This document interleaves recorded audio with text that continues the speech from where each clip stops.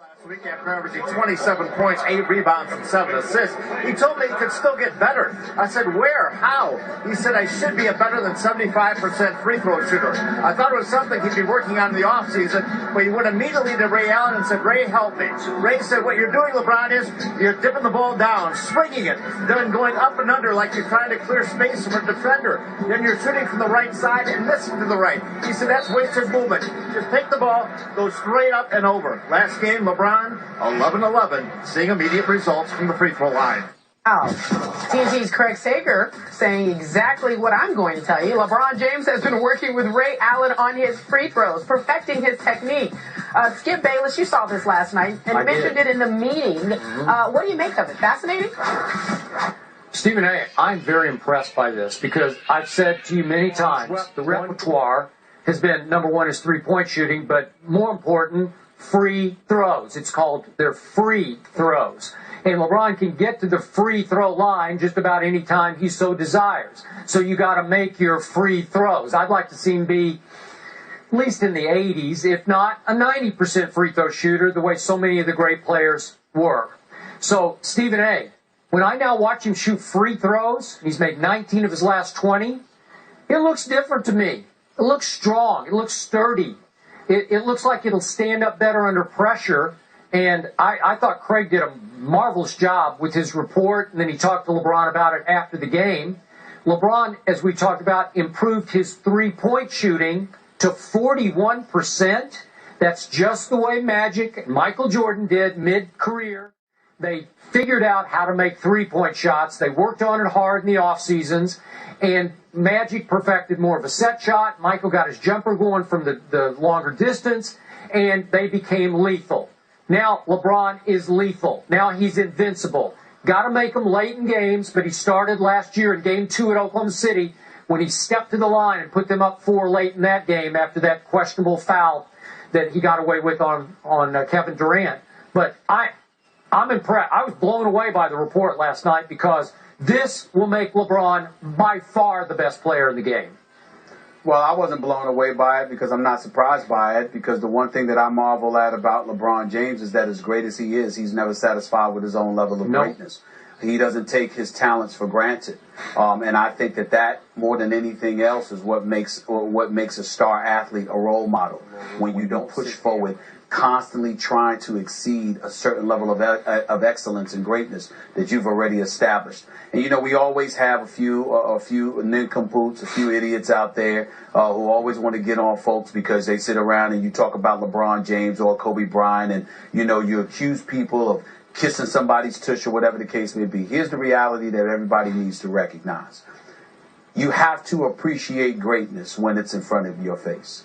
I always lean back towards the time, Skip, when I was there in 99, 2000, 99 actually, when Michael Jordan retired from the game of basketball for good, supposedly, before he came back, became a Washington Wizard, after the 6 titles in Chicago. I was there the day he announced his retirement. Skip, I had always come to Chicago as a beat writer, and the city of Chicago was just buzzing. You got off the plane, and it was just something in the air that was just special, all because Michael Jordan was here. The day he retired, the city of Chicago literally, to me, resembled a morgue.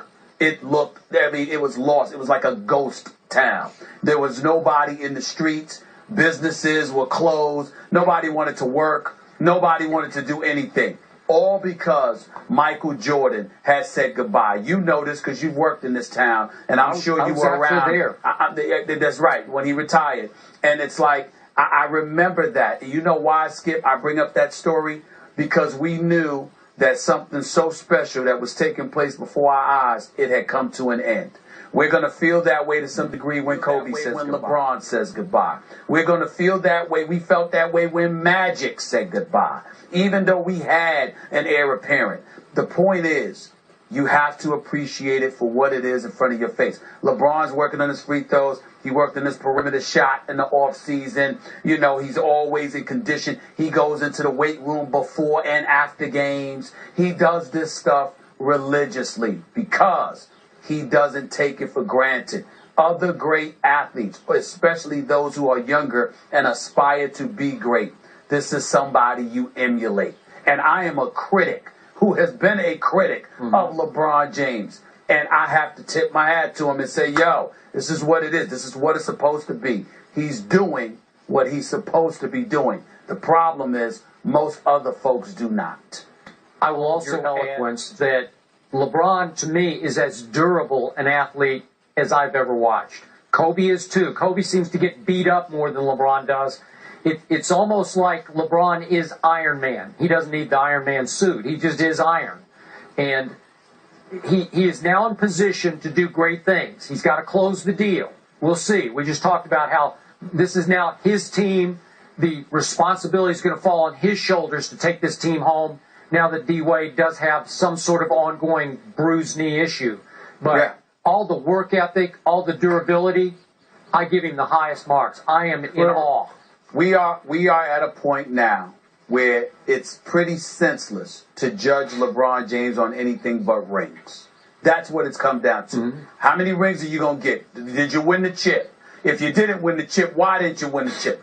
That's about it. But in terms of his game, just looking on it on a day-to-day basis, you know he's going to follow it with 25 good ones. So it's just the bad moments are aberrations now. You know what I'm saying? It's gotten to the point where that's all I mean when I talk about praising this kid. He has elevated himself to such, and I was just speaking to your guy, he ain't your guy, I'm being facetious here, Scottie Pippen, just the other day at the Bulls game. And Scottie walked up to me unsolicited, unprovoked, and he said to me, look, man, I can never knock Michael Jordan. We know Michael Jordan is the greatest. I got never love for him. 6-time champion. I know. I played with him. I know.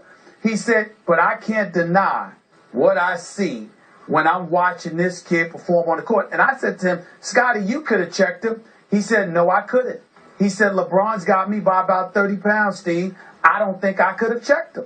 That's what he told me. Wow. All right. We leave it there. And move on to Skip's Spurs. Shall we? It's the veterans. Un tipo que va para adelante, que sube a ganar. Él es un guerrero que cada vez que subía al ring subía a darlo todo. Chavez, one of the greatest lighter weight fighters in the world. To this day, there's never been anyone so great and such a folk hero. Un guerrero, un peleador que no tenía tregua, guapo, condición física, una condición física increíble, peleador brutal, no se puede decir, puertorriqueño. Tenía una mano izquierda privilegiada, tiraba el gancho izquierdo al hígado por una facultad que ya él tenía, muy bien, muy certero y hacía bastante daño con ese golpe. Charles fue un peleador que siempre tuvo por convicción y por estilo la ofensiva. Jamás lo vi en 89 peleas, siempre caminando hacia adelante. He was tough as nails. I had very good boxing style, skill-wise, he was one of the best you ever seen. Hubo una época en que en México se pensaba que Julio César Chávez era una especie de Mike Tyson de bolsillo. Con el paso del tiempo se entendió que Julio era un boxeador que minaba a sus rivales, no un noqueador contundente. Era un boxeador completo que combinaba, boxeaba, pegaba y aguantaba.